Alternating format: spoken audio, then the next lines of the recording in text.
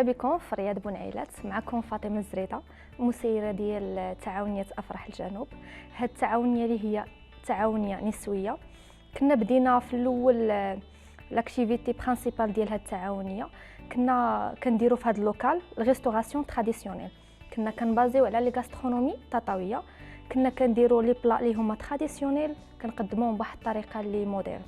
ابخي جاتنا الفكره علاش ما نزيدو سيرفيس ديال ليبيرجومون هنا في لوكال، و ميم طون حنا بادين وكنوجدوا في البروجي ديال ليبيرجومون، وحيت لقينا عليه واحد الاقبال.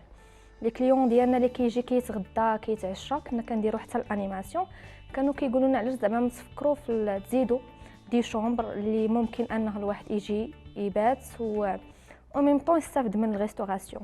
ومن تما بدينا حنا والعيالات ديال التعاونيه اللي كلهم من الدوار، بدينا خدامين في هذا الايدي ديال ليبيرجومون. ملي كنا كنديروا الريستوراسيون كنا بادين بالامكانيات ديالنا، كان عندنا ديجا الماتيريال اللي كنا بادين، ولكن كانت عندنا غير ديال الريستوراسيون. من هنا جاتنا الفكره علاش ما نمشوا ندفعوا البروجي ديالنا عن طريق المبادره هكا، باش نستافدوا من واحد المساهمه ماديه اللي ممكن انها تساعد في الديفلوبمون ديال البروجي.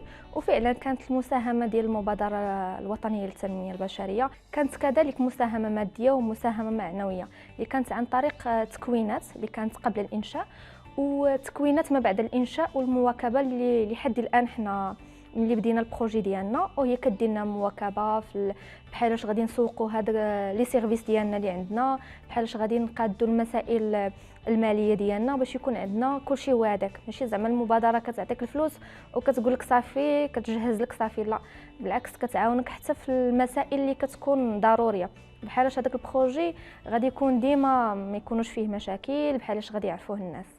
وبهذا المنبر كنشكر المبادره الوطنيه على المساهمه ديالها، وكذلك سيد عامل الاقليم طاطا اللي كان ديما هو الحافز ديالنا وكان كيساعدنا، وكذلك العائله ديالي اللي كانت من البدايه وهي واقفه معايا وكتشجعني.